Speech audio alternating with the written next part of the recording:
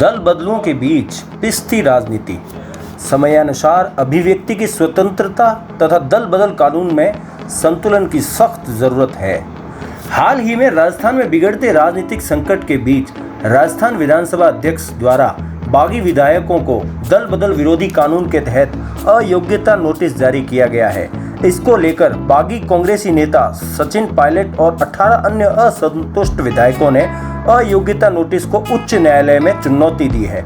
मामले पर बागी विधायकों का तर्क है, विधानसभा के बाहर कुछ नेताओं के निर्णयों और नीतियों से असहमत होने के आधार पर उन्हें संसदीय दल बदल विरोधी कानून के तहत अयोग्य नहीं ठहराया जा सकता है। ऐसा करना गलत है। आपको बता दें कि राजस्थान के कांग्रेसी उप मुख्यमंत्री रहे सचिन पायलट सहित कांग्रेस के कुछ बागी विधायक हाल ही में कांग्रेस विधायक दल की बैठकों में बार बार निमंत्रण देने के बावजूद शामिल नहीं हुए थे।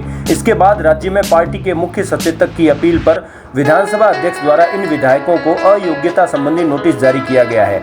जवाब में बागी विधायकों ने अपनी रिट याचिका में नोटिस को रद्द करने की मांग करते हुए तर्क दिया है कि उनके द्वारा सदन की सदस्यता का त्याग नहीं किया गया है, अतः दल बदल विरोधी कानून का उन पर प्रयोग नहीं किया जा सकता और न ही बैठकों में शामिल न होने में विफल रहने के आधार पर उन्हें दल बदल विरोधी कानून के तहत उत्तरदायी नहीं ठहराया जा सकता है। बागी विधायकों के द्वारा रिट याचिका राजस्थान विधानसभा सदस्यत्वों की वैधता पार्टी बदलने के आधार पर अयोग्यता नियम 1989 और संविधान की 10वीं अनुसूची के क्लॉज 21A को चुनौती देने के लिए दायर की गई है, जो कहता है कि स्वेच्छा से एक राजनीतिक पार्टी की सदस्यता का त्याग करने पर सदस्य दल बदल कानून के तहत अयोग्यता के लिए उत्तरदायी होगा।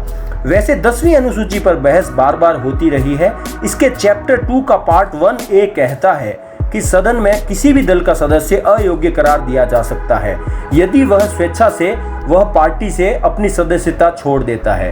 कांग्रेस के कानूनी सलाहकारों एवं सत्ता पक्ष का मानना है कि विधायक दल की बैठक में शामिल नहीं होना, जैसा कि पायलट ने पार्टी व्हीप को नजरअंदाज करते हुए कांग्रेस विधायक दल की 2 बैठकों का बहिष्कार किया, जो कि स्वेच्छा से सदस्यता छोड़ने जैसा है। लेकिन कई एक्सपर्ट इससे सहमत नहीं हैं।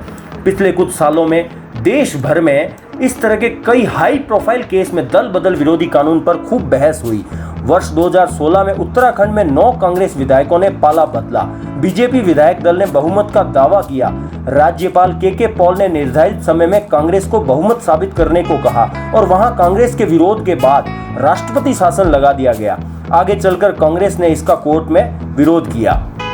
आपको बता दें कि 10वीं अनुसूची को 1985 में 52वें संशोधन अधिनियम द्वारा संविधान में डाला गया था, जिसमें कहा गया है कि विधायकों को सदन के किसी अन्य सदस्य द्वारा याचिका पर आधारित विधायिका के पीठासीन अधिकारी द्वारा दल बदल के आधार पर अयोग्य ठहराया जा सकता है। दल बदल के आधार पर अयोग्यता के रूप में प्रश्न पर निर्णय ऐसे सदन के अध्यक्ष या अध्यक्ष का निर्णय अंतिम होता है।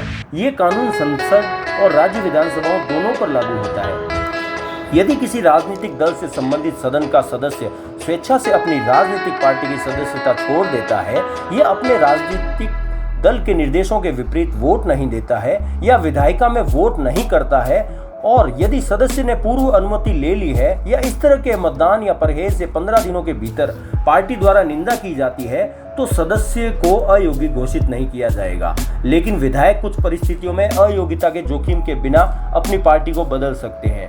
कानून एक पार्टी के साथ या किसी अन्य पार्टी में विलय करने की अनुमति देता है, बशर्ते कि कम से कम 2/3 विधायक विलय के पक्ष में हो। ऐसे परिदृश्य में न तो वे सदस्य जो विलय का निर्णय लेते हैं और न ही मूल पार्टी के साथ रहने वालों को अयोग्यता का सामना करना पड़ेगा। इसके अलावा ये भी कहा गया है कि पीठासीन अधिकारी का निर्णय न्यायिक समीक्षा के अधीन नहीं है। 1992 में सुप्रीम कोर्ट ने इस शर्त को समाप्त कर दिया, जिससे उच्च न्यायालय और उच्चतम न्यायालय में पीठासीन अधिकारी के फैसले के खिलाफ अपील की गई। हालांकि यह माना गया कि जब तक पीठासीन अधिकारी अपना आदेश नहीं देता तब तक कोई न्यायिक हस्तक्षेप नहीं हो सकता। सुप्रीम कोर्ट ने अपने 21 जनवरी 2020 के आदेश में अयोग्यता के निर्णय के लिए उचित समय अवधि के बारे में कई बातें कहीं। जब तक कि असाधारण परिस्थितियां नहीं होती हों तो 10वीं अनुसूची के तहत अयोग्यता याचिकाएं 3 महीने के भीतर तय की जानी चाहिए। एक उचित समय अवधि के भीतर स्पीकर द्वारा निर्णय देने में विफलता अदालत को अयोग्यता मामले में हस्तक्षेप करने के लिए मजबूर कर सकती है।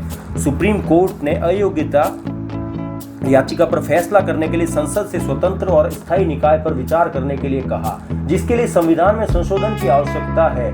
ये भी कहा गया कि हम भारत की संसदीय प्रणाली के क्षरण की गहरी चुनौती का सामना कर रहे हैं, इसलिए संस्थागत सुधारों से परे हमें एक नैतिक राजनीति की, एक लोकप्रिय अभिव्यक्ति की भी आवश्यकता है जो जनता को ऐसे राजनीतिक पैंतरेबाजी से दूर करने का कारण बनता है। वैसे देखा जाए तो पार्टी निष्ठा सरकार को स्थिरता प्रदान करती है। यह सुनिश्चित करता है कि उम्मीदवार पार्टी के साथ ही नागरिकों के लिए भी उसके प्रति वफादार रहें। पार्टी के अनुशासन को बढ़ावा देता है।